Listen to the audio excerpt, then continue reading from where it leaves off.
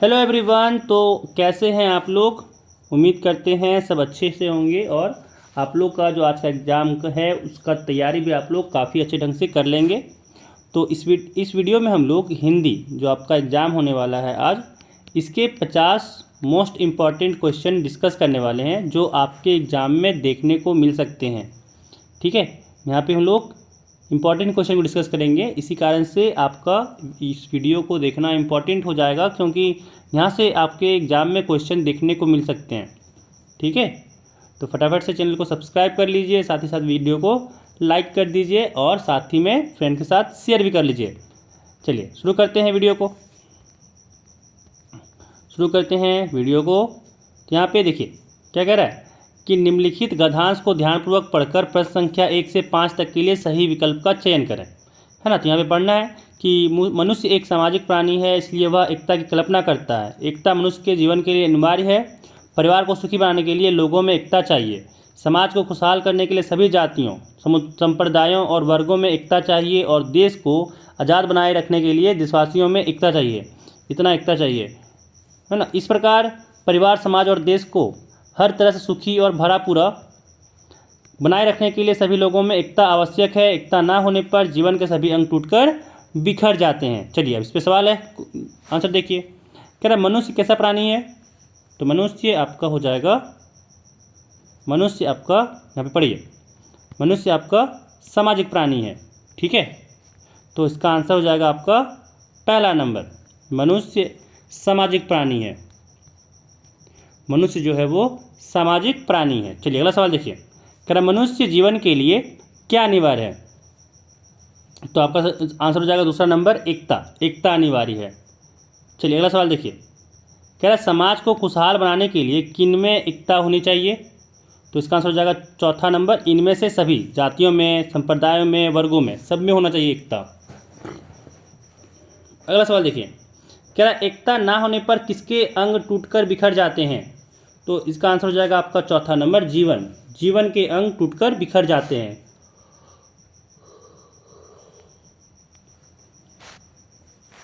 अगला सवाल कह रहा है कि प्रस्तुत गद्यांश का उपयुक्त शीर्षक क्या होगा? तो इसका हो जाएगा एकता का महत्व। है ना, इतना सारा हम लोग एकता पढ़ें तो एकता का महत्व भी होगा। चलिए अगला सवाल देखिए। कह रहा है यहाँ पे इस काव्यांश को पूरा पढ़ना है, इसके बाद आंसर करना है। तो आप लोग काव्यांश को पढ़ लीजिए। ठीक है, इसके बाद बस हम यहाँ पे आंसर आपको बता दे रहे हैं, आंसर देख लीजिए, क्योंकि पढ़ेंगे तो टाइम लगेगा, तो आप लोगों का टाइम वेस्ट ज़्यादा नहीं करना चाहिए, है ना। चलिए अगला सवाल देखिए। कह रहा है कौन सा मौसम आया है? ठीक है, कौन सा मौसम आया है? तो हो जाएगा चौथा नंबर, पतंगों का। पतंगों का मौसम आया है। अगला सवाल देखिए। कह रहा है आकाश में किन रंगों की पतंग है? तो इसका आंसर हो जाएगा आपका चौथा नंबर, इंद्रधनुषी रंग। ठीक है, सब तरह के रंग के यहाँ पे पतंग है। चलिए अगला सवाल देखिए। कह रहा पतंगों का राज कहाँ है? तो नभ में। ठीक है, आसमान में है। अगला सवाल देखिए। कह रहा पतंगे किस ओर है? तो चारों ओर। ठीक है, चौथा नंबर हो जाएगा चारों ओर। अगला सवाल देखिए। कह रहा प्रस्तुत काव्यांश का उपयुक्त शीर्षक क्या होगा? ठीक है, तो यहाँ पे 10वां का हो जाएगा तीसरा नंबर, क्योंकि पतंग के बारे में बताया गया है, तो हो जाएगा पतंगों का मौसम। पतंगों का मौसम। चलिए अगला सवाल देखिए। यहाँ पे कह रहा है 11 से 25 को सही विकल्प का चयन करना है। कह रहा है पराजय शब्द में कौन सा उपसर्ग है? तो इसका आंसर हो जाएगा दूसरा नंबर, परा। अगला सवाल देखिए। कह रहा है इक प्रत्यय से बना शब्द क्या है? तो इसका हो जाएगा ऐतिहासिक। ठीक है, ऐतिहासिक। चलिए अगला सवाल देखिए। कह रहा है उल्लेख शब्द का सही संधि विच्छेद क्या होगा?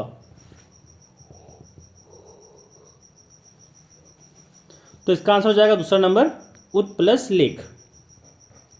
अगला सवाल देखिए। कह रहा है माता पिता किस प्रकार का समास है?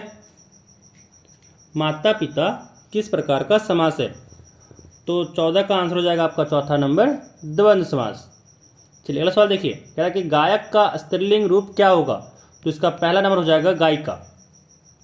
चलिए अगला सवाल। कह रहा है निम्न में कौन बहुवचन है? तो इसका आंसर हो जाएगा तीसरा नंबर, बच्चे। ठीक है, अगला सवाल यहाँ पे है कि सही वर्तनी क्या है? सही वर्तनी क्या है? तो इसका हो जाएगा दूसरा नंबर, धर्म। चलिए अगला सवाल देखिए। कह रहा है शीश शब्द का तद्भव रूप क्या होगा? ठीक है, तो इसका आंसर हो जाएगा आपका चौथा नंबर, सिर, सिर हो जाएगा। चलिए अगला सवाल देखिए, कह रहा है निम्न में कौन संख्यावाचक विशेषण है। ठीक है, तो संख्यावाचक मतलब यहाँ पे संख्या का बोध हो रहा होगा, तो यहाँ पे देखिए तीसरा यूज हो रहा है तीसरी में, तो देखिए दूसरा हो जाएगा आंसर इसका। ठीक है, कि तीसरी मंजिल, क्योंकि मीठा फल में तो संख्या है ही नहीं। चलिए अगला सवाल देखिए, कह रहा है जी तोड़ मेहनत करना मुहावरे का सही अर्थ क्या है।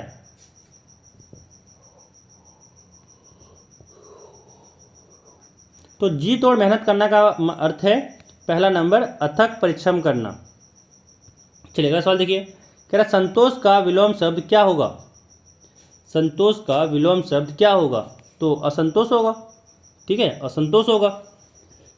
चलिए अगला सवाल देखिए, कह रहा निम्न में व्यंजन वर्ण कौन है। निम्न में व्यंजन वर्ण कौन है, तो देखिए अ ई उ ये तीनों तो आपके स्वर्ण वर्ण है, तो व्यंजन वर्ण यहाँ पे म होता है।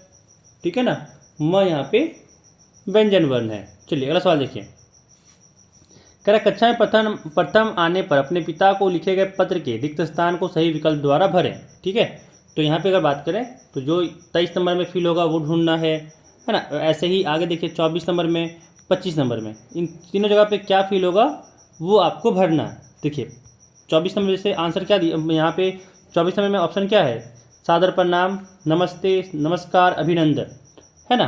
तो यहाँ पे देखिए, यहाँ पे अगर देखें हम लोग तो 23 नंबर में क्या लिखते हैं हम लोग कि पूज्य पिताजी, पूज्य पिताजी क्या हो जाएगा, सादर प्रणाम, है ना। ऐसे ही बताना है कि क्या आंसर होगा, तो 23 का हो जाएगा आपका पहला नंबर सादर प्रणाम, है ना। चलिए अगला सवाल दिखाते हैं, तो 24 में आपका हो जाएगा दूसरा नंबर प्रसन्नता। ठीक है, 25 का आंसर हो जाएगा आपका तीसरा नंबर आशीर्वाद। चलिए अगला सवाल देखिए,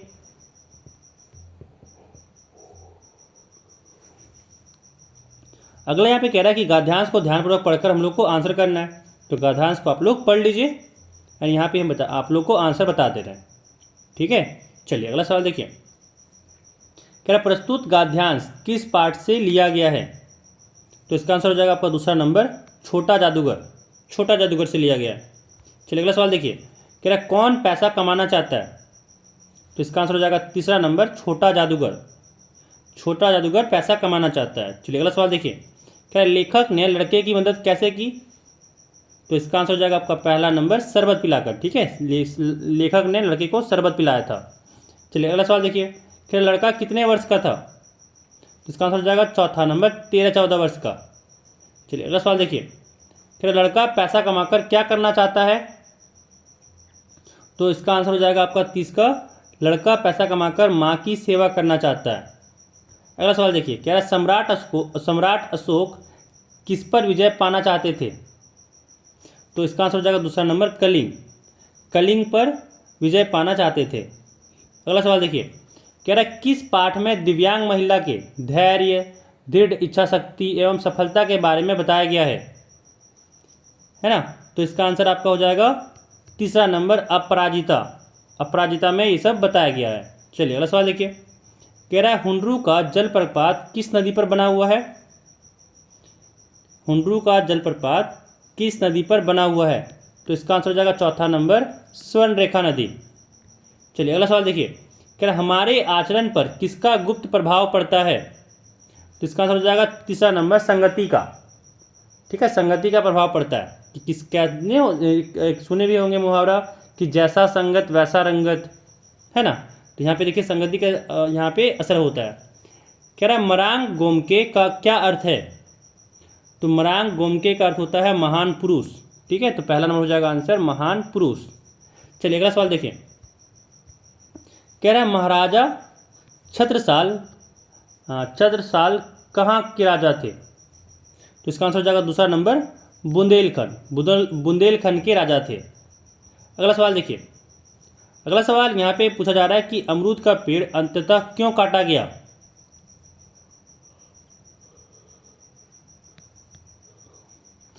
पहला नंबर हो जाएगा इसका आंसर कि अंधविश्वास के कारण।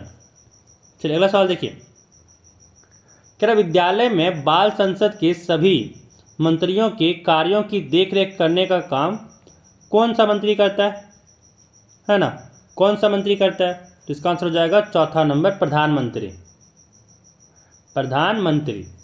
चलिए अगला सवाल देखिए, यहाँ पे कह रहा है काव्यांश को हम लोग को यहाँ पे पढ़ना है एंड फिर इसके यहाँ पे आंसर लिखना है। तो काव्यांश पढ़ लीजिए और फिर आंसर हम बता दे रहे हैं। कह रहा प्रस्तुत काव्यांश किस कविता से ली गई है? तो इसका आंसर हो जाएगा दूसरा नंबर, पुष्प की अभिलाषा। पुष्प की अभिलाषा। चलिए अगला सवाल देखिए, कह रहा है प्रस्तुत कविता के कवि कौन है? प्रस्तुत कविता के कवि कौन है? तो इसका हो जाएगा तीसरा नंबर, माखनलाल चतुर्वेदी। माखनलाल चतुर्वेदी। चलिए अगला सवाल देखिए, कह रहा प्रेमिका को कौन ललचाना नहीं चाहता? ठीक है, तो इसका आंसर हो जाएगा दूसरा नंबर, पुष्प। पुष्प ललचाना नहीं चाहता है। चलिए अगला सवाल देखिए, कह रहा पुष्प किसके गहनों के रूप में गूंथा जाना नहीं चाहता?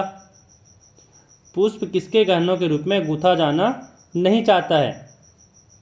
तो इसका आंसर हो जाएगा पहला नंबर, सुरबाला के। चलिए अगला सवाल देखिए, अगला सवाल कह रहा है कि पुष्प किस पर इठलाना नहीं चाहता? पुष्प किस पर इठलाना नहीं चाहता? तो हो जाएगा चौथा नंबर, अपने भाग्य पर। अगला सवाल देखिए, कह रहा बूढ़ी औरत कितने वर्ष की हो गई थी? तो इसका आंसर हो जाएगा आपका पहला नंबर, 75 वर्ष की। चलिए अगला सवाल देखिए, कह रहा है कि गांव के लोग बूढ़ी औरत के सामने क्यों हाथ जोड़ लेते थे? तो इसका आंसर हो जाएगा चौथा नंबर, डर से। डर के कारण जो है वो हाथ जोड़ लेते थे, लोगों को लगता था कि वो चुड़ैल है। चलिए अगला सवाल देखिए, अगला सवाल यहाँ पे है कि कानून की किसी भी किताब में किस शब्द का जिक्र नहीं है? तो इसका आंसर हो जाएगा तीसरा नंबर, डायन। ठीक है, डायन। चलिए अगला सवाल देखिए, कह रहा भरत के आग्रह करने पर श्री राम ने उन्हें क्या दिया? तो इसका आंसर हो जाएगा आपका दूसरा नंबर, खड़ाऊँ। अच्छा, खड़ाऊँ पता क्या होता है? ये लकड़ी का बना होता था पहले ज़माने में। चप्पल, जो आपका चप्पल रहता है ना, वो पहले लकड़ी का होता था। तो ये खड़ाऊँ के, उसी का नाम है खड़ाऊँ। चलिए अगला सवाल देखिए, क्या श्री राम को अयोध्या लौटने के लिए कौन कौन मनाने गए? भाई भरत, गुरु वशिष्ठ और राजा जनक, ये तीनों गए थे, इसलिए इसमें हो जाएगा इनमें से सभी। इनमें से सभी। चलिए अगला सवाल देखिए, कह रहा विकास के नाम पर प्रकृति के दोहन का चित्रण किस कविता में हुआ है? तो इसका आंसर हो जाएगा आपका तीसरा नंबर, बूढ़ी पृथ्वी का दुख। बूढ़ी पृथ्वी का दुख में। चलिए अगला सवाल देखिए, अगला सवाल यहाँ कह रहा है कि बूढ़ी पृथ्वी के दुख का क्या कारण है? तो पेड़ों का कटना, नदियों को दूषित करना, पहाड़ों पर विस्फोट करना, ये तीनों कारण है, इसीलिए इसका आंसर हो जाएगा चौथा नंबर, इनमें से सभी। ठीक है, इनमें से सभी। तो यहाँ पे हम लोग टोटल 50 MCQ क्वेश्चन को डिस्कस किए, जो आपके एग्जाम के लिए मोस्ट इम्पॉर्टेंट रहेगा। ठीक है, मोस्ट इम्पॉर्टेंट रहेगा, जो आपके एग्जाम में ये क्वेश्चन देखने को मिल सकता है। तो इस वीडियो में बस इतना ही, मिलते हैं फिर अगले वीडियो में। फटाफट से चैनल को सब्सक्राइब कर लीजिए, अगर अभी तक आपने सब्सक्राइब नहीं किया है तो साथ ही साथ वीडियो को लाइक भी कर दीजिए। चलिए बाय सबको।